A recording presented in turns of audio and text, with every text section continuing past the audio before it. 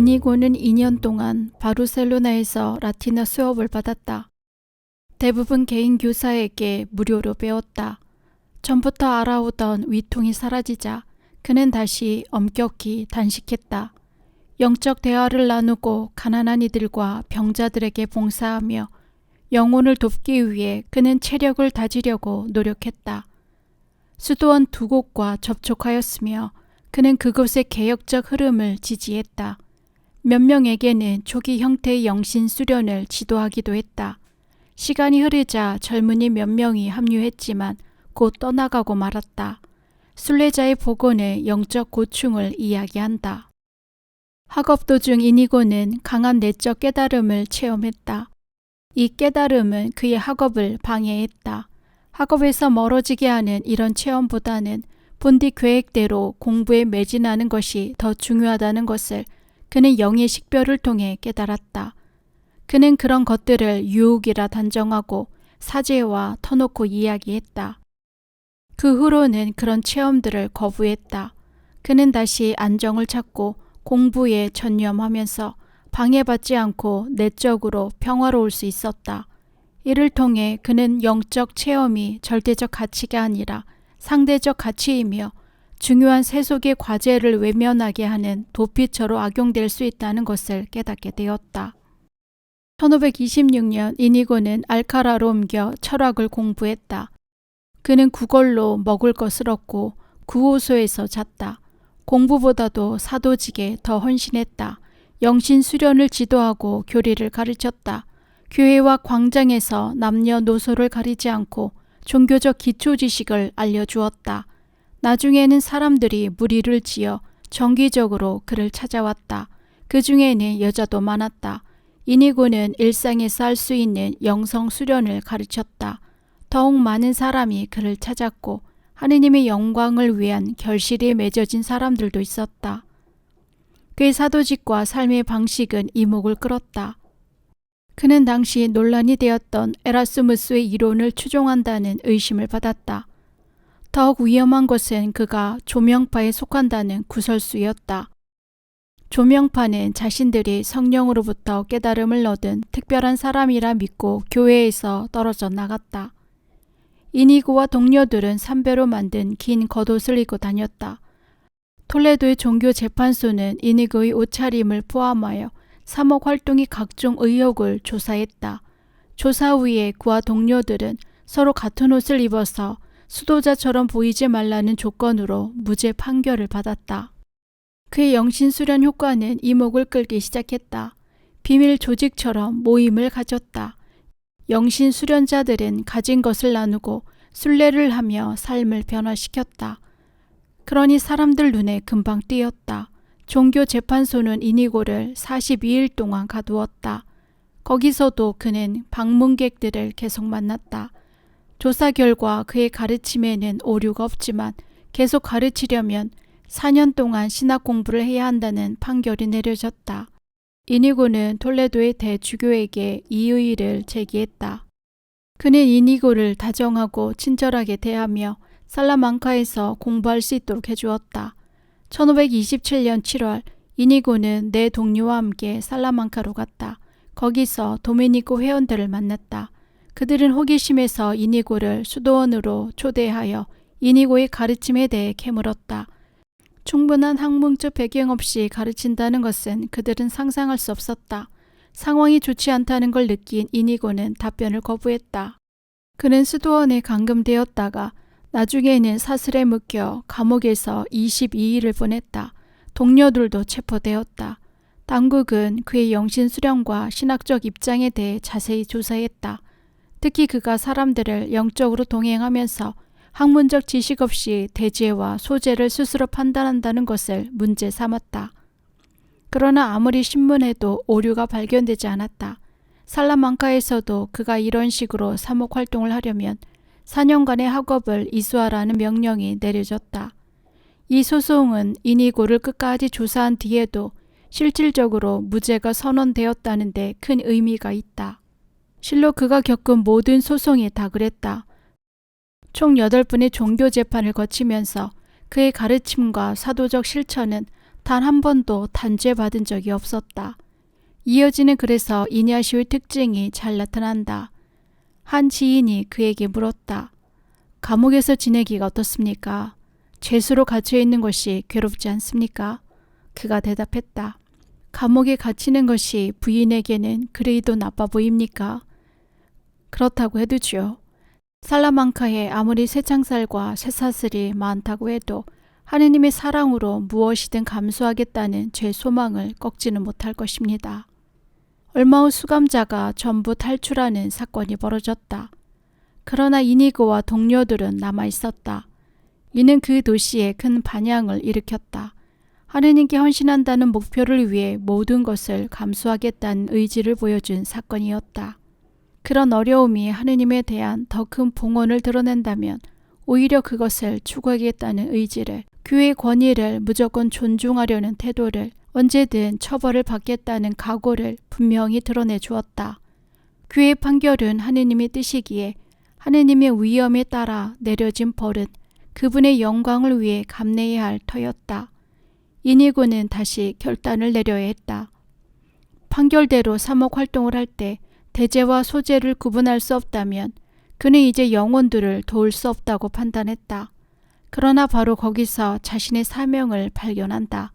신학적으로 그의 가르침은 문제되지 않았다. 그러면 그에게 남은 길은 하나뿐이었다. 그는 판결물이 더는 유효하지 않은 곳으로 가야 했다. 그는 파리에서 공부하겠다고 결심했다. 알카라와 살라망카에서는 사목 활동과 여러 소동으로 인해 공부를 깊이 하지 못했다. 세계에서 가장 유명한 대학에서 그는 방해받지 않고 효과적으로 공부하고 싶었다. 이니고는 혼자서 갔다. 동료들과 헤어져 혼자 길을 가는 순례자가 되었다. 1528년 2월 파리에 도착했다. 그의 나이 37이었다. 파리 대학에서 공부하기에는 학업이 부족하여 1년 반 동안 라틴어와 인문학 과목을 이수해야 했다. 이니고는 전통적인 학업 체계를 갖춘 몽테규 대학에 등록했다. 이 대학의 정신은 중세적이었고 르네상스적이지 않았다. 규율은 강했지만 위생은 엉망이었다. 시사금을 받은 이니고는 우선 하숙집에서 기거했다. 좋은 뜻에서 자신의 모든 돈을 스페인 학우에게 맡겼는데 그가 돈을 탕진하고 말았다. 이니고는 생강 오른쪽 생드니가에 있는 생자쿠 구빈원에 숙박하게 되었다. 첫 강의는 새벽 5시에 시작되었는데 구빈원은 아침 늦게 열고 저녁 일찍 닫았다. 게다가 대학까지 멀어서 모든 과목을 수강할 수 없었다. 조교 자리를 구하려 했지만 뜻대로 되지 않았다. 그래서 방학 때마다 플랑드르에 갔다. 거기서 부유한 스페인 상인들에게 간청하면 돈을 마련하기가 쉬웠다. 파리에서 그는 사목 활동을 하지 않았다. 말도 잘 통하지 않았고 무엇보다 공부에 집중하기 위해서였다. 그러나 얼마 후 영신 수련을 동행하기 시작했다. 먼저 스페인하고 3명을 동행했다. 이들의 생활 방식은 눈에 띄게 변하기 시작했다. 그들은 가진 것을 나누어주고 빈민 구호소로 숙소를 옮긴 후 구걸을 했다. 이 사실을 전해들은 교수들은 화를 냈다. 사람들은 그들더러 이전 생활로 돌아가라고 설득했다. 그러나 아무 소용이 없자 대학으로 끌고 와 그들과 협상했다. 이니고는 종교 재판관에게 이의를 제기했다. 그는 탄원이 있었다고 이니고에게 설명하면서 어떤 조치를 취하지는 않을 것이라고 약속했다. 폭풍은 곧 가라앉았다. 1529년 10월 1일부터 이니고는 생바르브 대학에서 철학 공부를 시작했다. 이니고는 자신보다 훨씬 젊은 25살의 후안 페냐 교수에게 철학 강의를 들었다. 생바르브에서는 3사람과 방을 같이 썼다. 그의 교수와 피에르 파브르, 프란치스코 데 하비에르였다. 이니고는 뒤에 2사람에게 큰 영향을 끼쳐 영신 수련을 동행했다. 그들은 그의 첫 동료이자 가장 중요한 동료가 되었다. 철학 공부를 시작한 후 이니고는 자신을 이냐시오라 부르는 일이 잦았다. 개명 이유를 스스로 밝히지는 않았지만 동료들은 그가 세계적으로 유명한 이름을 택하고 싶어 했고 안티오키아의 이냐시오에 대한 각별한 존경심을 강조하고 싶었을 것이라고 추측했다. 이니고와 이냐시오는 본디 아무 상관이 없는 이름이었다. 1533년 이냐시오는 신학 공부를 시작했다. 그는 생바르부에 살면서 더러는 인근 프란치스코 수도원에서 더러는 생자크에 있는 도미니코 회원들에게 강의를 들었다. 영신 수련에 대한 의혹이 제기된다는 소문이 들리자 이냐시오는 도미니코 회원 발렌티 라빈이라는 종교 재판관을 찾아갔다. 그는 이 사안을 대수롭지 않게 여겼지만 개인적으로는 이냐시오의 책에 관심이 끌렸다. 종교 재판관은 영신 수련이 신학적 차원에서 문제가 없다는 것을 구두로 확인해 주었다. 그러나 이냐시오는 판결문을 원했다. 결국 도미니코 회원의 판결문을 공증하여 공식적으로 인정받았다. 이후 이냐시오는 새로운 육체적 고통에 시달렸다. 이 고통은 그가 죽을 때까지 계속되었다. 위장병인 줄 알았지만 선종 후에 담석증이라는 것이 밝혀졌다. 담석증의 통증은 위장을 통해 올 수도 있었다. 파리에서는 상황이 좋지 않아 아무도 그를 도울 수 없었다. 나을 가망이 없을 때 흔히 그러하듯 의사는 고향으로 돌아가 요양하라고 권했다. 이것이 이냐시오가 신학 공부를 시작한 지 1년 반 만에 중단하고 고향 바스크로 향하게 된 이유 중 하나였다. 이냐시오가 파리에서 무슨 공부를 했을까? 이 시기에 정신적, 영적으로 어떤 영향을 받았을까? 보수적인 몽테큐 대학에서 인문학, 특히 라틴어와 고전 라틴 문학을 공부한 후 철학을 공부했다. 생바르브 대학은 문학적, 인문학적으로 개방적 성향을 띠었다. 이냐시오는 먼저 제대로 된 대학 분위기를 맛볼 수 있었다. 철학은 세 과정 또는 연 단위로 구성되었다. 첫 두 해에는 논리학을 공부했다. 수업은 주로 토론식으로 진행되었다. 학생들은 조별로 논리적 사고와 토론을 연습했다. 2학년 말에 시험을 치르고 철학학사 학위를 받게 되었다. 세 번째 과정에서 물리학, 형이상학, 윤리학을 배웠다. 마지막으로 석사 학위 시험을 치른다. 이냐시오는 100명 중 30등을 했다. 그는 전 세계 어디서든 철학을 가르칠 수 있는 자격을 얻게 되었다. 후보자는 학위를 받기 전에 연회를 열어 학우들과 교수들을 초대한다. 이냐시오는 이 경비도 바르셀로나의 은인들에게 받아서 충당해야 했다. 그는 오늘날 박사 학위에 해당하는 석사 학위를 바로 신청할 수 있었지만 많은 경비가 드는 이 연회 때문에 학위 취득을 1년 연기했다. 이냐시오는 첫 강의 후에 석사모를 썼다. 그는 대학 교수가 된 것이다. 그리고 파리에서 있는 모든 대학에서 강의할 수 있는 권리를 갖게 되었다. 그는 이냐시오 선생이라 불렸다. 그의 석사 논문은 1535년 3월 14일 발행되었다. 그의 나이 44이었다. 이냐시오는 효과적으로 공부하여 짧은 시간에 확실한 지식을 얻었다. 통상 신학학사 학위를 취득하는데 최소 6년, 박사학위까지는 12년이 걸렸다. 영신수련 곳곳에 신학 공부의 영향이 드러난다. 파리 대학에서는 비교적 참신한 교육법을 사용했다. 이를 파리식 방법이라 부른다. 수준에 따라 분반된 학생들은 철저한 시험을 거쳐 다음 단계로 올라갈 수 있었다.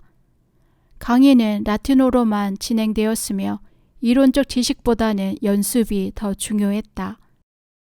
학생들은 스콜라적 토론, 즉 철저한 논리적 규칙에 의해 조직된 일종의 논쟁 대회에서 자신의 교재를 이해하고 있으며 적용할 수 있다는 것을 증명해야 했다. 실수하면 회초리도 맞았다. 복습 시간에는 강의를 더욱 심화시켰다. 이니고가 파리에 처음 왔을 때 자신의 돈을 맡겼던 스페인 학우가 얼마 후 루앙으로 떠났다가 거기서 중병에 걸리게 되었다. 이냐시오는 편지로 그 소식을 알게 되었다. 순례자는 그를 찾아가 도와주고 싶었다. 그를 만나 세상을 등지고 하느님을 섬기는 일에 투신하라고 설득하고 싶었다. 순례자는 파리에서 루앙까지 53마일을 먹지도 마시지도 않고 맨발로 걸어갈 생각을 했다. 그는 몇 번을 망설이다 실행에 옮겼다. 사흘 동안 단식하면서 맨발로 루앙까지 갔다. 거기서 병든 그 친구를 위로하고 스페인으로 가는 선편을 알아봐 주었다. 추천서도 써주었다. 그의 청빈 실천은 조금씩 변했다. 스페인과 파리에서 학업을 시작할 때 그는 매일 구걸하여 생계를 해결하려 했다. 그러나 그런 생활은 학업에 방해가 되었다. 그래서 그는 방학 때만 은인들에게 가서 구걸했다. 결국 그는 부유한 은인들과 지속적으로 연락했다. 학업의 우선권을 두고 사목 활동과 기도 시간을 서서히 줄였다. 영의 식별을 통해, 다시 말하면 결국 하느님의 교육학을 통해 이냐시오는 공부에 온 힘을 쏟아야 한다는 것을 알았고 다른 가치에 쏟을 여력이 없다는 것을 깨달았다. 이미 스페인에서 이니고는 그의 생활 방식과 사상에 고무되어 있는 젊은이들을 모으려고 했다. 새 동료가 있었지만 파리에 함께 오지는 않았다. 이니고는 동료들이 파리로 오기를 바랬지만 여러 이유로 이루어지지 않았다. 그들 중 한 명은 환속했고 다른 한 명은 선교사가 되어 인도로 갔다. 또 다른 한 명은 스페인 카르투시오에 입회했다. 파리에서 이냐시오는 세 사람에게 삶의 방식을 극단적으로 변화시키는 영성 수련을 지도했다. 그러나 세 사람에게 일어난 변화는 곧 가라앉았다. 그는 개인적 성숙에 많은 시간을 할애했다. 시간이 지난 후 그들이 다른 길을 간다고 해도 받아들였으며 그런 실패에 굴복하지도 않았다. 그는 인내심을 가지고 자신의 목적을 향해 나아갔다. 이냐시오는 생바르브 대학에서 끝까지 함께할 동료들을 만나게 된다. 모두 6명이었다. 피에르 파브르는 1506년 사부아에서 순박한 목동의 아들로 태어났다. 1531년부터 이냐시오와 같은 방을 쓰면서 알고 지냈으며 1534년 초 영신 수련을 하게 된다. 4주 동안 그는 과도하게 고행하여 이냐시오가 말릴 정도였다. 피에르 파브르는 영신 수련에서 내적 평온을 찾았다. 그는 1534년 5월에 사제 서품을 받았다. 프란치스코 데 하비에르는 1506년 나바라의 귀족 가문에서 태어났다. 그도 이냐시오와 같은 방에서 지냈다. 이냐시오는 오랫동안 그와 싸워야 했다. 야심에 찬 유쾌한 젊은 귀족인 프란치스코는 교회 내에서 경력을 쌓기 위해 학위를 받으려고 했다. 처음에 그는 이냐시오의 생활 방식을 비웃었다. 이냐시오가 어떻게 그의 관심을 돌렸는지는 알려지지 않았다. 나중에 선교사로 중국에 파견된 프란치스코가 이냐시오와 주고받은 감동적인 편지는 전 유럽에 알려지게 되었다. 포르투갈 사람인 시몬 로드리게스는 1509년 귀족 가문에서 태어났다. 그가 먼저 이냐시오에게 관심을 보였던 것 같다. 나중에 그는 이냐시오에게 큰 걱정거리가 된다. 그는 포르투갈에서 이냐시오의 대리인으로서 예수의 정신이나 원칙에 벗어나는 일을 많이 했다. 스페인 사람 디에고 라이네스는 1512년 개종한 유대인 집안에서 태어났다. 그는 훌륭한 신학자였으며 이냐시오의 뒤를 이어 예수의 2대 총장이 되었다. 그는 1515년 톨레도에서 태어난 알론소 살메론과 가까운 사이였다. 이 둘을 알칼라에서 알게 되었다. 니콜라스 보바디아는 스페인의 보바디아 마을에서 1508년에 태어났다. 그는 불같은 성격에 독단적으로 행동했다. 후이 예수의 초기 회원 가운데 무서운 아이로 불렸다. 그는 구속받지 않고 독립적으로 살면서 예수의 조직을 무시했다. 총장인 이냐시오와도 싸우기 시작했다. 그럼에도 이냐시오는 그에게 탁월하고도 열정적인 사목자의 품성을 발견하고 그를 지지했다. 이 무리는 국적이나 성격, 재능, 사회적 출신 배경, 영적 경험 면에서 다양했다. 그들은 한 가지 이상의 몰두한 친구들이었다. 가난하고 정결하게 살면서 주님을 따르고 영혼을 돕기 위해 활동했다. 모두 영신 수련을 했다. 형식상 동등한 권리를 지니고 있었고 이냐시오는 그들의 카리스마적 지도자가 되었다. 그들은 정기적으로 만나 공동 기도를 하고 영적 대화를 나누었다. 동료들은 미래에 대해 의논했다. 서서히 계획이 구체화되기 시작했다.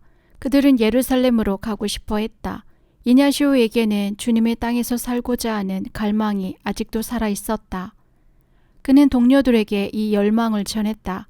성지 예루살렘에 기반을 마련할지는 아직 결정하지 않았다. 여기에 대해 의견 일치를 보지 못했거나 그곳에 가서 결정을 내리고자 했을 것이다. 그즘 지중해 동쪽의 정치적 상황은 악화일로에 있었다. 항해가 가능한지조차 불확실했다. 계획이 수포로 돌아갈 경우 또 다른 가능성에 대해서도 숙고해했다. 그들은 베네치아에서 최대 1년 동안 배편을 기다리기로 했다. 이 기간 동안 배편을 구하지 못하면 로마로 가서 교황에게 자신들을 의탁하기로 했다. 교황은 그들을 사목적으로 기묘한 곳에 파견할 것이었다. 1534년 8월 15일 성모승천 대축일에 동료들은 몽마르트 언덕에 있는 작은 성당에서 미사를 드렸다. 당시 이 성당은 벌판에 서 있었는데 그곳에서 순교한 성 디오니시오에게 봉헌된 것이었다. 유일한 사제였던 피에르 파브로가 주례했다. 동료 7명 모두 영성체 전에 서원했다. 가난하고 정결하게 살며 예루살렘으로 가거나 이것이 불가능하면 로마에서 그리스도의 대리자에게 자신들을 맡기길 원했다. 미사 후에 그들은 소박한 잔치를 열어 자축했다. 순례자의 보고에는 서원이란 말이 없다. 이와 관련된 것만 조금 언급될 뿐이다. 반면 동료들에 대해서는 자세하게 묘사된다. 몽마르트의 서원이 예수의 창립으로 잘못 이해되기도 한다. 동료들이 수도회를 창립하는 것은 1540년 로마에서였다. 몽마르트의 서원은 무엇을 의미하는가? 성지에서 주님과 함께하면서 영혼을 돕고자 했던 이냐시의 목표는 수정되었다. 이제부터는 공동체를 통해 그 일을 하게 되었다. 첫 동료들은 이것이 하느님의 뜻이라고 확신했다. 이 계획이 하느님의 뜻이 아니라면 교황께 자신들을 맡김으로써 원래 목표를 대체한다는 계획도 있었다. 여기서 이냐시의 독특한 육화의 실제론에 대해 언급하자. 그는 우선 육화가 일어난 구체적인 장소에서 항상 현존하시는 하느님의 아들께 헌신하길 원했다. 대리자인 교황이 하느님의 아들을 대신할 수도 있다. 옛 성도인 예루살렘을 대신하는 것도 그리스도교의 새로운 성도인 로마다. 이냐시오는 그리스도의 권위를 교회에서 발견했고 특히 역사적으로 교회 최고 사목자에게서 그 권위가 이어진다고 보았다. 나중에 예수회가 교황에게 한 순명 서약은 바로 몽마르트 서원에 그 원천을 둔다. 그것은 교황의 사도적 위임과 관련된 것이지 특별한 신학적 계보나 정치적 계보와 관련이 있었던 것은 아니다. 시간이 지나면서 이는 실질적인 예수의 서약으로 발전했다. 동료들은 교황이 교회의 보편적 목자로서 전체적인 권한이 있고 가장 기묘하게 필요한 곳에 적절한 사목자를 파견할 가장 좋은 안목을 갖고 있다고 믿었다. 그래서 자신들을 교황과 연결했다.